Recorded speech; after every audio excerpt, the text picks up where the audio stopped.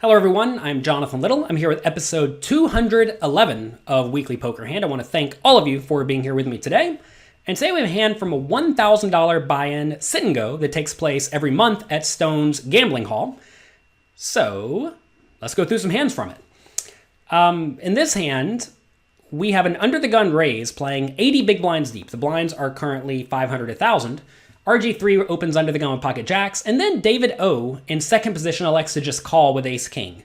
This may look a little bit weak, but I definitely like just calling early position raisers with your whole range, or nearly all of your range, because if you re-raise this ace king and the under the gun player elects to 4-bet, you are not loving life. You're going to find that ace king has something about like 40% equity against the 4-betting range, and with 40% equity, you should be folding very often, but you don't really want to fold ace king, and you're going to find that if your opponent is reasonable, you have to be very cautious from early positions. So I like the call from ace king with an 80-ish big blind stack.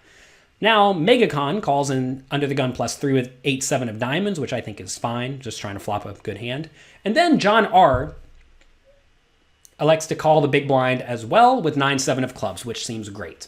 Flop comes queen of clubs, 9 of diamonds, 6 of clubs. So John, who defended the big blind, has a flush draw and middle pair, and everyone else has not a whole lot. MegaCon has an open-ended straight draw and backdoor flush draw, so I guess that actually is a thing.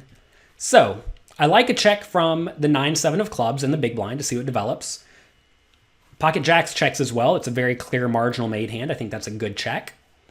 And David O, with ace king, by far the worst hand here, decides to bet. And I do not like a bet at all with ace king in this spot because it is highly likely that someone yet to act has something. And whatever their something is, it has you in marginal shape. So this is a spot where ace king should just check and be content to give it up. So David did bet small. If you are going to bet with ace king here, you probably want to bet on the smaller side. He did bet 4,500, so that's good. The 8-7 of diamonds decides to call, which I think is also perfectly fine. That is an open-ended straight draw and backdoor flush draw. You don't really need to raise that hand. And now, back around to the small blind, 9-7 of clubs decides to call as well with the pair and flush draw, which I think is also good. You may elect to raise with 9-7 of clubs if you think you can make your opponents fold out top pairs. From what I've seen at Stone's Gambling Hall, people don't really like folding top pairs, but if you think you can make them fold the top pairs, it may make sense to make it 23K in this spot and then just not fold. So, gets back around to pocket jacks, which is a clearly marginal made hand, and even getting a great price, I think it should just fold. And the reason I think it should fold is because you are crushed by a queen, and the draws all have plenty of equity against you. Instead, though,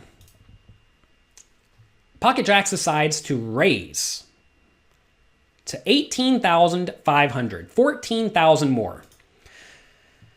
Oh, goodness. I'm trying to even think of a good reason to do this. Well, the logic here is that if you raise, you're going to make all of your opponents fold out their marginal stuff. And maybe he thinks that because the flop bet was so small, 4,500 into a 12,000 pot, and no one raised, that the players all must have marginal stuff. Maybe that is good logic. Maybe it's not. I personally don't read too much into bet sizing unless I know a lot about my opponents. And it's important to realize that me, reviewing this hand for you now, I was not at this table. I don't know what these players are doing, and I'm not an egomaniac, so I'm not going to tell you that I think I know what these players are doing or what their general strategies are. But maybe RG3 knows that when the player at ace king bets, David O, when he bets big with his good hands and small with his junk. Okay. Maybe he knows that MegaCon calls with his marginal stuff and raises with his premium hands. Okay. Maybe he knows the same thing about John R. So this is a situation where if you know a ton about your opponents, maybe it does make sense to put in this raise, but jacks are not really the hand for it. And I think that really you're either best off calling or folding with the jacks. I'd much prefer a raise with a bluff or with a queen or better. So 14,000 more to call. Should the 8-7 of diamonds peel? Well, I think it probably should. You don't love it. The ace king obviously folded for those watching, or for those not watching this. If you're not watching this, you can watch it at jonathanlittlepoker.com/WPH. For 14,000 more, once you call, the pot's going to go up to about 60,000. You have to assume you're going to have some implied odds if a 5 comes, and you may be able to bluff if a club comes. So I definitely think the 8-7 should call. but it just folds. Now back around to the 9-7 of clubs, which is middle pair, middle pair, flush draw, and backdoor straight draw. It's a fun spot. I would presume that when you get check raised here, you're against a really strong range of mostly sets and like overpairs. And even just good draws, I guess. But I don't think you can justify folding. Here, again, you'll be able to bluff on some cards. Like a king is a card that is very ripe for bluffing because Jack 10's an obvious hand for you. Same thing for an 8.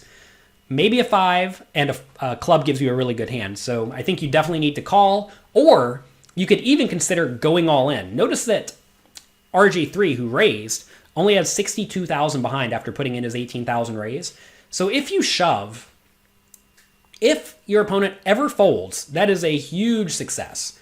And your opponent may even fold out something like a better flush draw, which would be a great success, right? You're taking a lot of hands that have a ton of equity against you and making them fold for an all-in. And clearly here, well, I say clearly, I don't know what RG3 is going to do with his jacks. Maybe he snaps it off. But I would assume that the pocket jacks would find a fold. And obviously that would be great too. So this is a spot where I think with 9-7 of clubs, you should either call because you're getting good enough pot odds, and your hand is good. As you see here, it has a whopping 40% equity, even taking into account that a lot of the clubs are dead, which obviously you can't know in game. And that hand is just way too strong to fold. So the 9-7 of clubs did fold somewhat quickly, and I think that is a giant mistake. You will see a lot of players who just refuse to play reasonably large pots without a strong made hand. And it's important to realize here, this hand may not be worthy of an all-in. I think it probably is, but it's definitely good enough to stick around. However, he just folded, and the pocket jack somehow wins this hand. Don't quite know how it happened, but hey, sometimes it happens. That's going to be it for this episode of Weekly Poker Hand. If you enjoy this new format where we're going over other people's hands in the format where you can see me if you're watching this video, let me know. If you don't want to see me, well, tough luck. I'm probably going to be here for a while. And yeah, good luck in your games. Enjoy yourselves. Have a great week. And I'll talk to you next time.